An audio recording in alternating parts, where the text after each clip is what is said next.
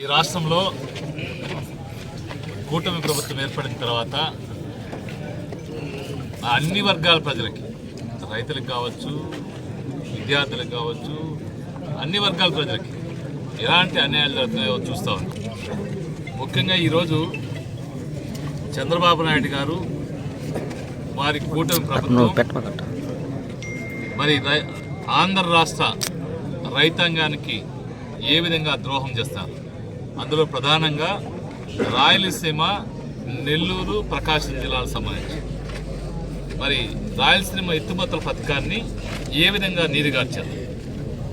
మరి సాక్షాత్తు తెలంగాణ ముఖ్యమంత్రి గారు రేవంత్ రెడ్డి గారు అసెంబ్లీ సాక్షిగా చెప్పారు, చంద్రబాబు నాయుడు గారితో నేను ప్రైవేటుగా మాట్లాడి రాయలసీమ ఎత్తుపోత పథకాన్ని ఆపించాను.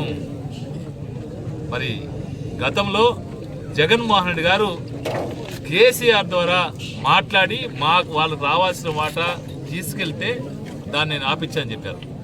మరి దాన్ని వీళ్ళు ఈ తెలుగుదేశం పార్టీ నాయకులు ఎవరైనా సరే ఈ మాట్లాడేవాళ్ళు రేవంత్ రెడ్డి గారు చెప్పిన విషయాన్ని, అసెంబ్లీ సాక్షిగా చెప్పిన విషయాన్ని రేవంత్ రెడ్డి చెప్పలేదని కానీ అది తప్పని కానీ ఖండించే ధైర్యం ఎవరికైనా ఉందా?